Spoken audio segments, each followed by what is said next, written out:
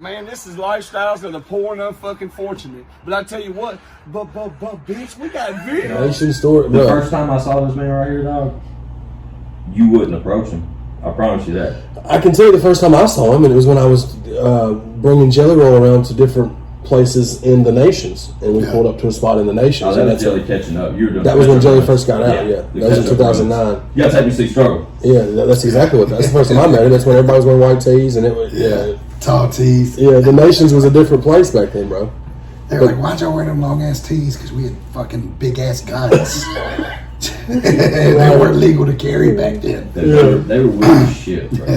Struggle was a different guy back then. But even Jelly was, though. I mean, y'all were different characters back then. And that's what it's supposed to be. You know, I get people all the time like, oh, you forgot where you came from. No, I know exactly where I came from. And I'm not going back. You know what I mean? It's the same thing that Jelly struggles with, like, with fans. Like, and I get it. People like a certain era. And there's probably people that are fans of you that probably say, they wish you would do the stuff that you used to do. Yeah. Because that's how they know. But if they really listen and they've been listening that long, if they haven't evolved the same way my music are, they need to listen deeper. Right, exactly. You know what I mean? Yeah. Because like, okay, yeah, we were soundtrack to an indictment in 08.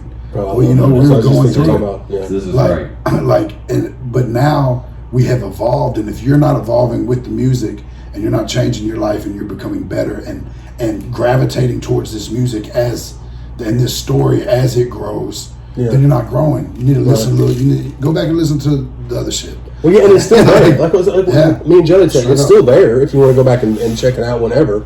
It's not like it's not available. We're just not going to be making. You're just not going to be making that now because you're different now. Yeah, you know what I mean? And really, the music's way better. I mean, back then, perfect. I was about to say it. Yeah, the music, obvious, bro. You had a #1 record. Yeah. Shout out Stroke. Yeah, #1 fucking record. You know, I was just thinking about it. Let's talk about that. We got the analytics this last week. Get them. We stayed in the top 5 between albums and singles. We stayed in the top 5 on iTunes for 21 weeks out of 52 this year. That's crazy, bro. 21 out of 52. Let's talk top 5. Like, give me a fucking break, bro. Let's talk about that single. You want to talk about how that came about? Like like the whole process of that? So we're in the middle of 2020. We're at the beginning of 2020, and all the shit's hitting the fan. Nobody knows what's going on. You know, we're hearing all this shit, and we're getting all these different perspectives. You know, one thing that I've always been able to do is decipher right from wrong. You know what I mean? And so I'm in there, and I'm giving this speech. We're in the studio recording. And I'm giving this fucking speech. I'm passionate. I done saw some shit online that's done pissed me off. And I'm talking. And, you know, Caitlin Curtis is a 26-year-old single mother from Murfreesboro, born and raised. She stays out here? Yeah. Oh, yeah. Oh, that's what's up. Mel's a fan. I know that. Yeah. She was born in New England, up in Massachusetts, but raised in Murfreesboro. And so, you know, she doesn't really know what to think of all the different, you know, political things and the COVID and all this shit going on. And, but she's listening and she's absorbing what I'm saying.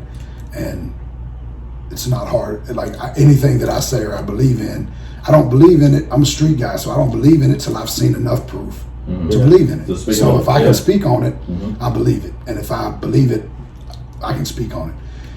So I'm giving this like rant in the studio, and the next day she hits me with a voice note, and she's like, "Man, all that shit you were saying yesterday." She was like, "I wrote this hook," and she sends me the voice note. And I'm like, "Oh, this is." And that was it. That's the record. That's the record. I was like, "This is it." Went in the next. We let it sit for about a week or two because I was in the process of recording. Yeah. And got back in. And sharpened it up. Yeah, sharpened it up, laid those verses, and we dropped it, and it did so good. Like the record took off, the video was doing great. Thought it was one of our biggest records, and we just moved on and started doing other stuff. 9 months later, it became, you know, an anthem, and it went viral on TikTok. #1. And she got her ass on TikTok and worked it. You know what I mean? That's what it's at. Yeah. Are you on TikTok? No, I mean I have one, but I don't use. My nephew's in here because he's I don't like post anything. No. Struggle. The only reason that boy I just never watched says it. he's Yeah, he's never been to any. This is Yeah. 34 episodes. This is the first one he's been to. Yeah. He'd only probably come if it was either church, jelly, or struggle. It's a good company to keep. Yeah, for sure. That's the only reason Mama came out here. What the fuck? So like you did that. She did that hook. Now was that something that it was just the raw hook, and then y'all made a track around it, kind of thing? Yeah, straight up. We built a track around I it. love the fact that your fucking pep talk gave her the fucking Yeah, that's inspiration dope. to write the shit. Yeah. You can feel it in the way she does that hook too. Oh, yeah. You can feel it in Yeah. it. She's No, she was believing in it. Her eyes were opening. You know, that's one thing that 2020 is so crazy that 2020 vision, and a lot of people's eyes got open, and even the ones that didn't. They, the guys whose eyes did get open, we got to do the I Told You So's in 2021. right, of course. Yeah, for sure. But What's the joint that dropped right before you went in with Yellow? outlaw shit. How many views? Let's look at that real quick. Let's Yeah, fact it's check stupid. that. It's This is going to be a stupid dumb views on YouTube, number, though. dude. Yeah. But if y'all, But I'm gonna tell you this though. Listen. I remember I remember this vividly. I'm 1 year into my jail bid. I'm still in county jail. I haven't been sent to prison yet. Somebody new said something. I've been sentenced federally, Yeah. and I'm waiting on sentencing for the state case. And I've still got the picture. Sebastian, my homie that helped me build my brand from the ground up while I was in prison, sent me a picture, and it was outlaw shit with 60,000 views. Yeah. And we thought that was the biggest Oh, shit. back then, 2011. Outlaw Absolutely, Shit featuring dog. Yellow Wolf on Struggles page Yeah. currently has 55 million. Yeah. That's just on YouTube though. That's not his streaming across. It's still when I go to 1,000%. when I still go to my Spotify for artist shit. Yeah, Here comes the flex. Pay attention. yeah. No, I'm just saying. Chad, So- that sweatshirt is so hard, bro. Sorry. Dude, Burlington Coat Factory. They Shout don't out knock it. Burlington. Yeah, so it's Cut the check, bro. still number 3 in my last 28 days. It's had 394,000 streams in the last month. Still to this day. And how old is that song? 10 years old, right? 11, 12, Yeah, yeah. yeah. Well, actually, so the song me and Yellow Wolf did that in 2007, into 2007, beginning 2008.